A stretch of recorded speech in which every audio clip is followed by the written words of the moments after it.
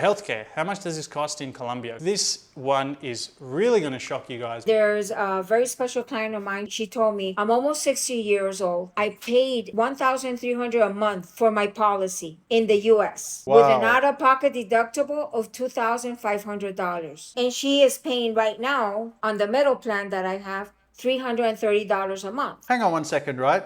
I think we need to talk about these numbers. Welcome back, legends. You guys have been absolutely flooding my comments with questions about health insurance. Yes, it can be very confusing. For every type of visa that you want to apply for in Colombia, having some form of active health insurance is mandatory. So even if that's just a digital nomad visa, you still need to have insurance. You're probably wondering at this point why I have headphones on. Well, me personally, I don't know anything about insurance.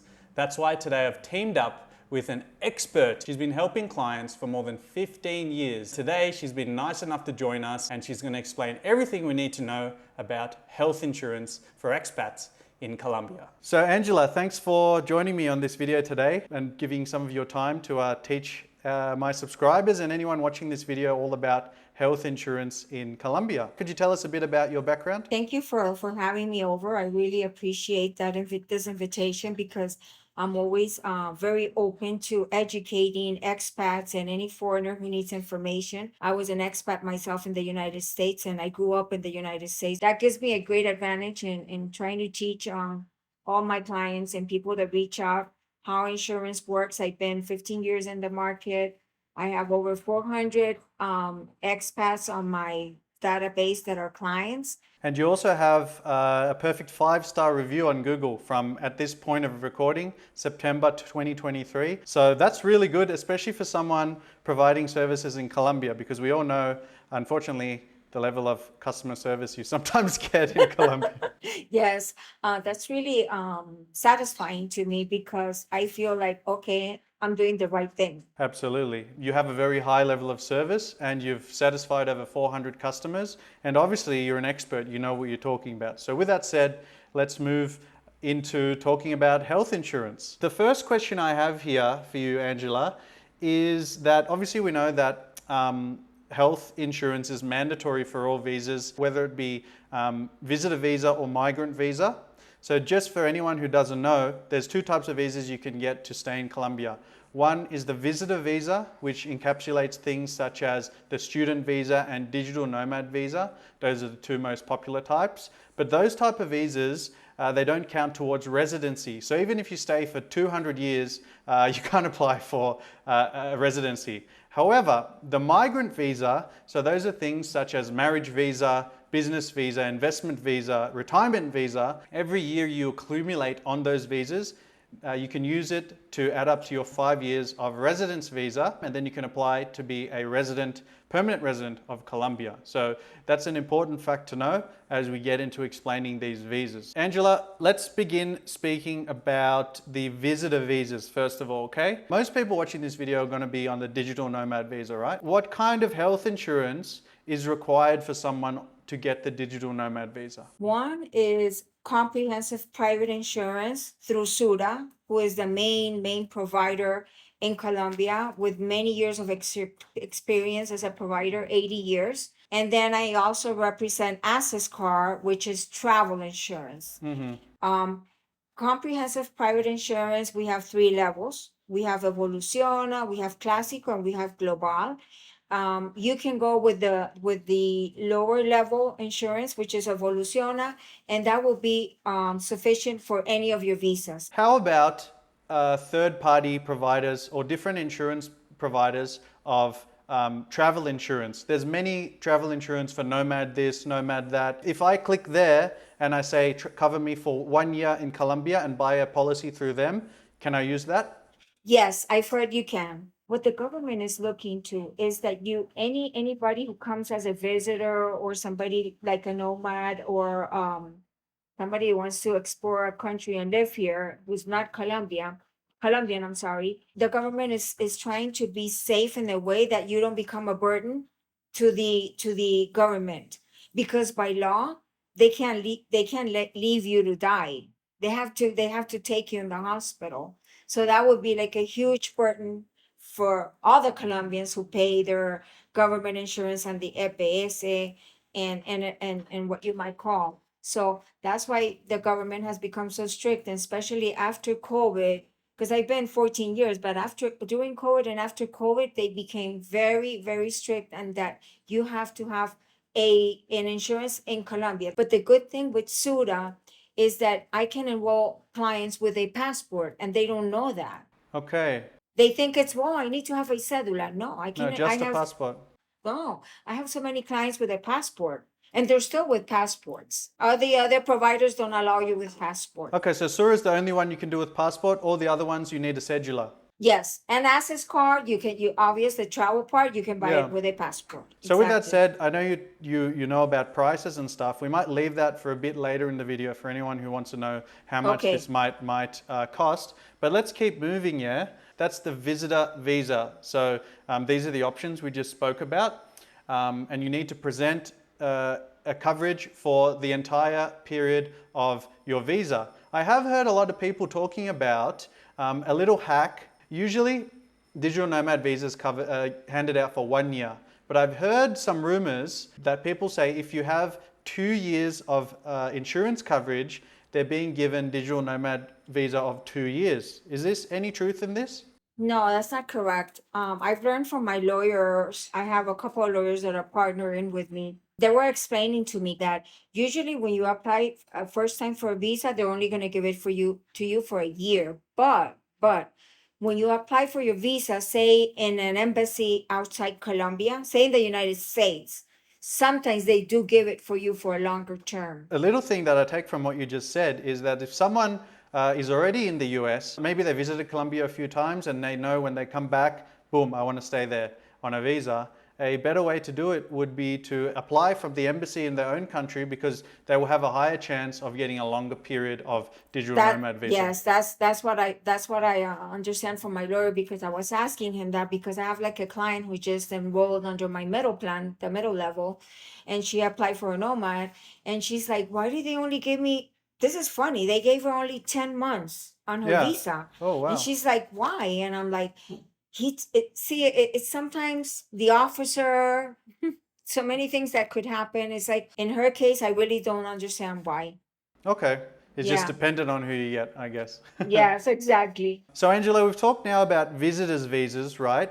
Being the student visa, digital nomad visa, basically all the visas that you can apply for that don't count to Colombian residency. But there's another type of visa called the migrant visa. The years that you accumulate under these type of visas allow you to apply for residency in Colombia once you've accumulated 5 years, okay? So these Correct. things are like the business visa, investment visa, retirement visa, marriage visa, amongst many others. Under this type of visa, what are the options available for healthcare? Could you please tell us first about the EPS? What is that, first of all? Okay, EPS is what we call Seguridad Social in Spanish, is what the government and the public system requires for everybody. Every Colombian has to be enrolled under government insurance. The Okay. private insurance through SURA that we know outside, like prepagada, it's an election. It's a free election. It's an option. It's optional because you're gonna feel like you're in a PPO. Okay. And I'll tell you the differences whenever we get to that question. Okay. So a migrant visa, you already have had a cedula, Mm-hmm. right? And in order for you to enroll under government insurance, you need a cedula. There, you cannot enroll with a passport. How does that work? Well, it's based on the income you make in Colombia. Many of my clients, 99%, they don't make income in Colombia. They make income from their work as digital or their investments in the United States or in another country. So they don't make any money. So usually they enroll themselves under one minimum Colombian salary monthly salary wage.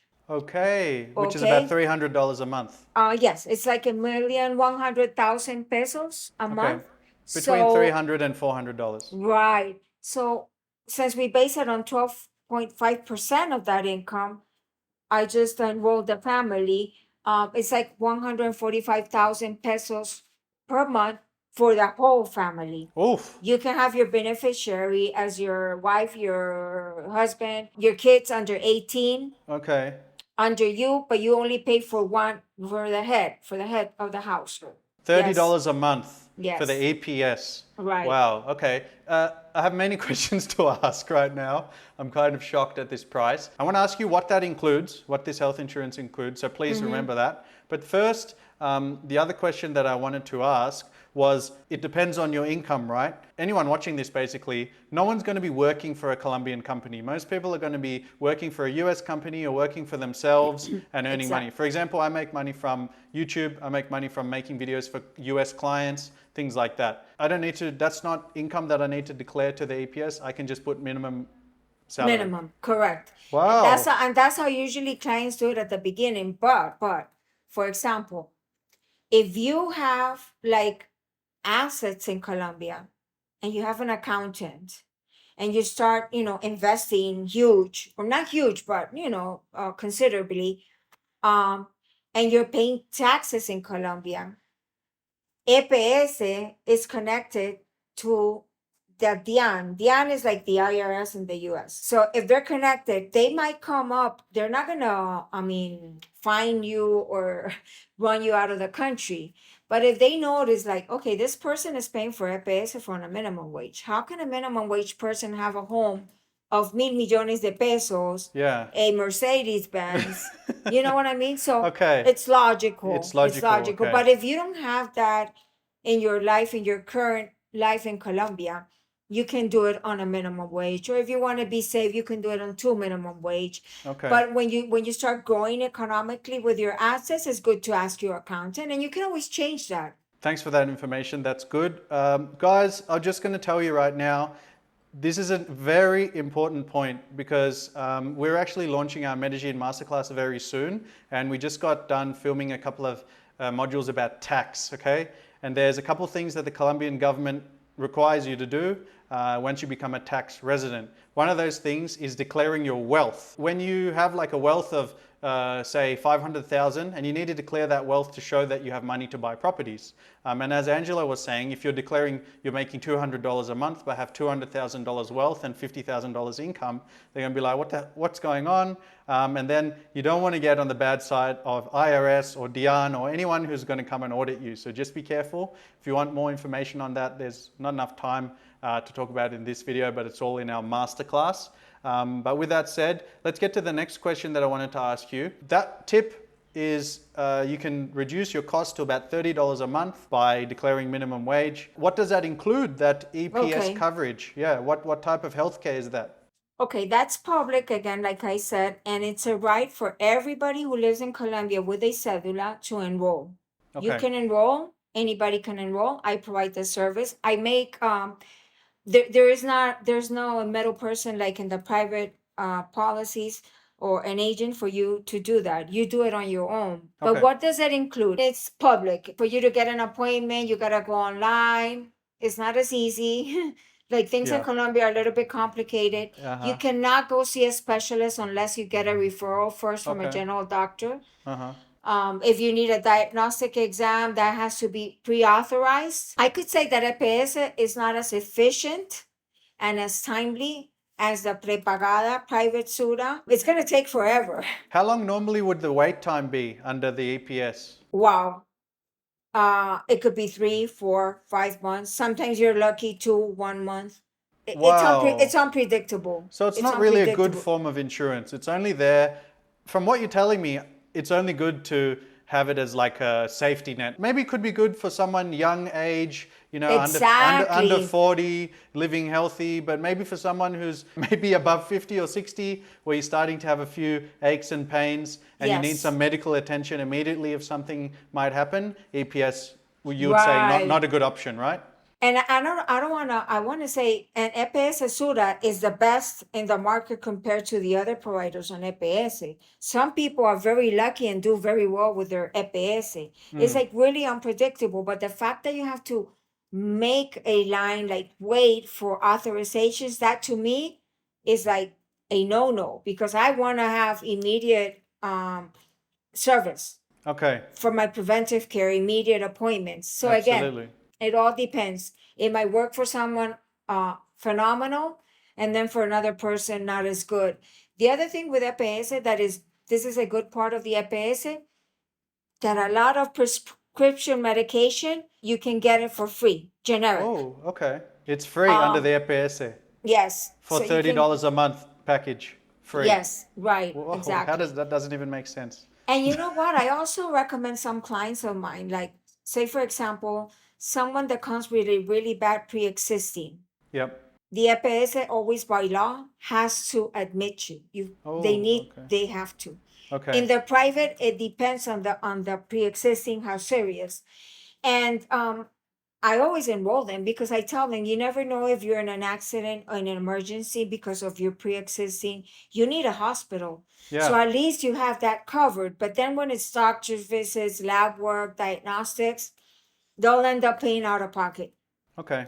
So just for some advice for you guys watching at home, Angela, would you say that EPS is a good safety net cover, but for anyone who's really maybe coming to Colombia as a retiree or coming to Colombia to take advantage of the great healthcare offered here, probably a private option would be better for them, right? Definitely, always. I'm one of the persons that say as a client, because I have the top level SUDA plan, that I would rather cut down on my groceries, Yeah. on my nutrition, than on health. To me, it's really important. And that's something that I learned in the United States as well. It's very a cultural thing in the US. You need to have health. Yeah, something you You need need to think about as well when you get a little bit older and Exactly. yeah. So Exactly. now let's talk about EPS is pretty much covered.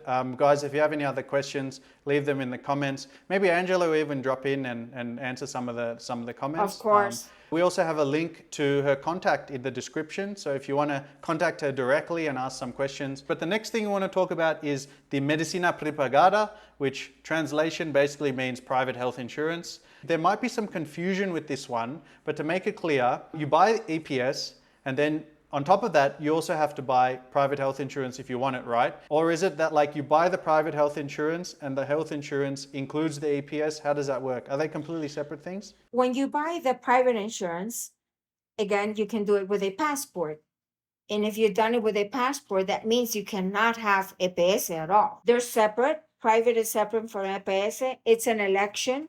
You decide, okay, I want to only do EPS and I'm fine with it. Or Okay. I want to do EPS and private so that I can have an integral coverage and access other things that the private offer me only if I have EPS. Why would someone get EPS and private? I'm going Can to it- explain. Great question. Okay. Why? One, because you can get medication of like prescription medication is not covered under the private. Everything else is covered. Everything. There's on the private prepagada, there's no out-of-pocket deductible like you have in the United States. There is no such thing as like I need an MRI, but I gotta wait until I meet my out-of-pocket. Okay. A copay for an MRI under the private insurance could be 40,000 pesos. That's like $15. You For don't need MRI, $15. yes, you don't That's need like a thousands of hundreds of dollars in the US. that's what I'm saying. So the Wow. savings is Oh my amazing. God. Okay. Also, you don't need to have a referral from a general doctor or an internista. An internista in Colombia is like a general doctor, but they went further to school. They're better. Okay. They have more Specialist. education. Specialist. Yeah. Right. Okay. But you don't need a referral from them to go see, oh, I need to go see my gynecologist, or I need to see my oncologist, or my Okay. cardiologist, or my You can just go. dermatologist. We have a wide range of phone book directory Okay. of private Okay. practices under our network. And you just pay a copay. So for someone, can they just buy private or Medicina Prepagada without EPS? Yes. Okay, but what's the downside of that? The downside is they're not going to be able to access the travel Uh-huh. outside Colombia that we do cover on the top level, two top level prepagadas. They're not going to have that medication, access maybe to that medication. But medicine here is really inexpensive, to be honest. What else is the downside? That, by law it is required, but again, they don't come back to you asking you, where's your EPS? So you can actually get away with not getting EPS. Most of the times, to be Not honest with you. recommended by you, but just from what you've seen, you said Yes. that it's not really a requirement to pay the It's, EPS, right? it's not the right practice. Yep. But some clients just say, you know what? I'm not going to be here more. I'm here half of the time, half in the time in the United States. So maybe you can get away and you don't really require to pay the public. You just pay for your private. I actually have clients that live outside Colombia that have my private insurance. And in the United States, instead of trying to pay an out-of-pocket deductible, 2,500 for an MRI, they come here with their pot with their soda and they do all their preventive and they have money left over for tourism, Oh, wow. Okay. to have fun.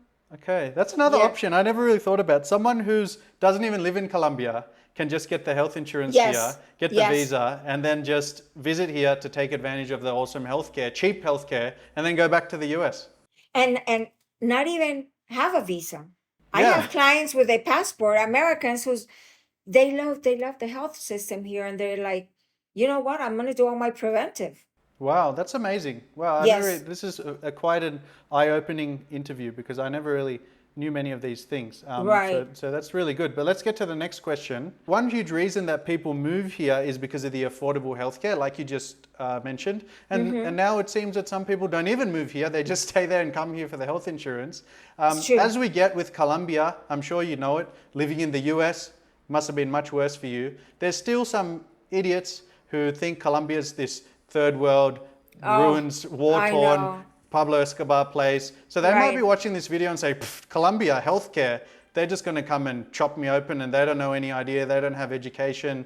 For these kind of uneducated people, could you please just tell us a little bit about how good the healthcare, how good the doctors are, how good the specialists are in Colombia, and Yes. especially Medellin? Yes, I'm going to tell you that. And I'm so honored and proud of my country because I was born here, about our health system. I'm going to give you a great example of a very close friend of mine. Actually, she's my best friend, Colombian, who lives in the United States with no health insurance in Colombia, but yes, in the United States. She developed like a bacteria in her stomach, became really bad, bad, bad. She had no health insurance. She had to pay out of pocket her husband for her. They took half of her stomach out of Okay. how bad it got. It cost her like $20,000 here in Colombia, but she was hospitalized for weeks. Okay. Intensive unit care, everything. You're not going to get away with that in the United States. How much would that cost in the US? Oh my God, that could be at least, what, 500,000? Oh, wow. The US is very expensive in Yeah. healthcare. And having the private hospital, she would have saved all of that. And she was telling me, Angela, you don't imagine the nurses, the doctors, how warm they were with me, how really compassionate. They show a lot of empathy. They're not cold at all. I mean, when I left the hospital, they were even crying. Like, Whoa. they were really, they became really close to us. And that made me feel so much like comfortable, like more at home and more at ease, even though I was under a serious situation. And what about the education levels provided here in Colombia for the Oh, doctors they're and top. specialists? They're top. I don't know if you've heard Pablo Tobon Uribe.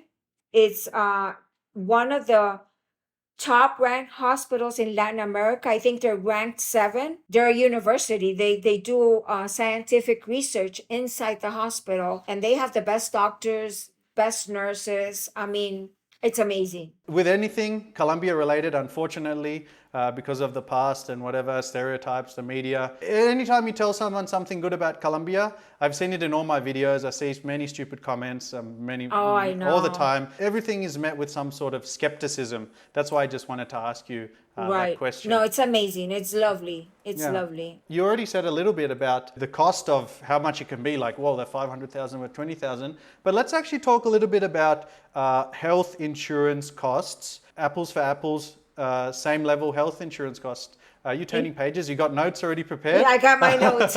Okay, good. I like that. So health insurance costs. Let's compare the US average cost of health insurance in the US versus the average cost of health insurance here in Colombia. Maybe mid-level versus mid-level. We're not talking the top greatest healthcare of all time. We're not talking APS. We're talking a nice mid-level where you can be comfortable and secure Right. that you're going to get good health. First of all, how much would that cost in the US, would you say, per month? Since I've been here already like 15 years, I'm not so familiar with the cost per month, but I actually asked 2 clients And there's a very special client of mine. She told me, I'm almost 60 years old, and I paid 1,300, 1,300 a month for my policy in the US with an Wow. out-of-pocket deductible of $2,500. Wow. Okay, so if anything Okay? happens, they have to pay 2,500, but on top of that, every month they have to pay Yes. 1,300. Yes, this is her example. And she is paying right now, if we would compare that to US, on the middle plan that I have, $330 a month. Hang on one second, right? I think we need to talk about these numbers because Okay. someone's going to look at this and be shocked.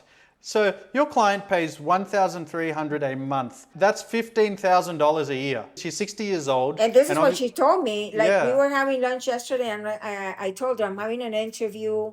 So what do you think? And she says, you could say I paid $1,300 a month. She pays $330 in Colombia Wow. for that same insurance. Oh my God. So 1,300. That's 3 times, even more, right? Yeah, 4 that's times. a lot. It's a huge difference, especially Yes. if you put it over a year. But I was actually doing some research before this, and I'm going to put that link in the description as well for anyone who wants to look at that. This is 1,300 for someone who's 60 years old. Obviously, Right. everybody knows that insurance goes up because there's more risk of something happening to you the older you are. But I looked at the average cost of health insurance in the US for someone who's only 40 years old, okay?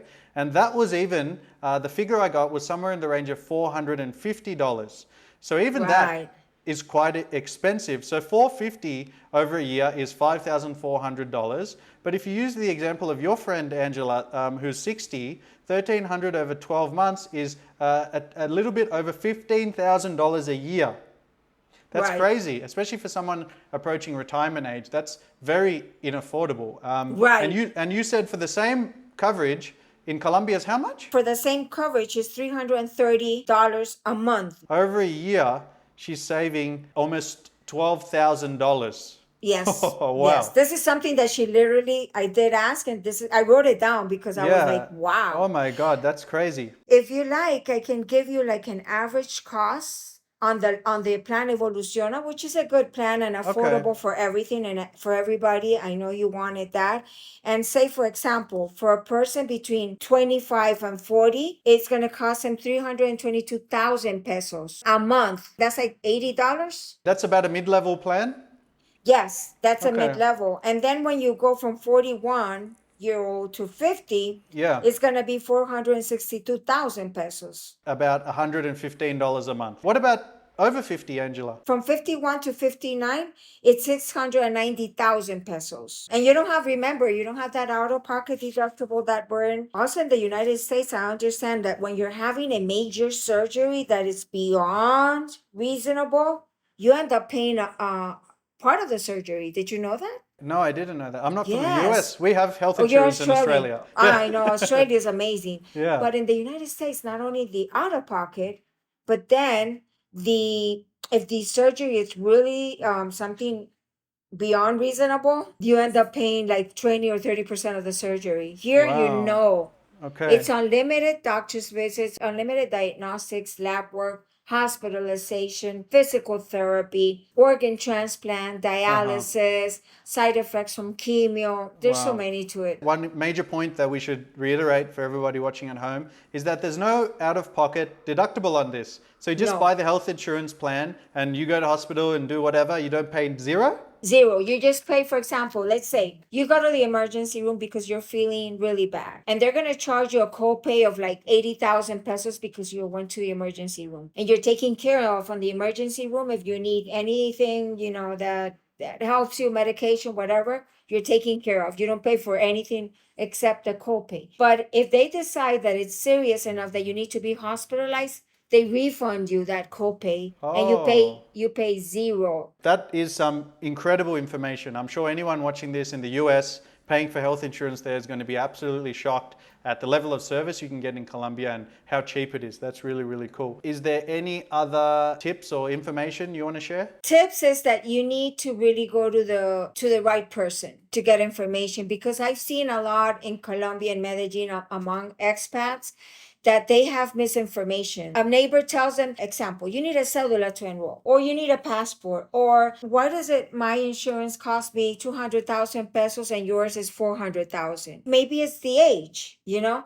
So always go to the Experts like you. expert, yeah, somebody that will give you the right information, not your Yeah, friends, yeah, because yeah. they don't have the complete knowledge of it. Number two, finding someone that speaks English is really helpful for the language barrier, because all our contracts and policies are in Spanish. So now we're going to get Angela to give you the best recommendation for a health insurance plan that you can use to obtain the digital nomad visa. Angela, what is the best one for that, for someone who just wants basically to get something cheap? I would go with Evoluciona.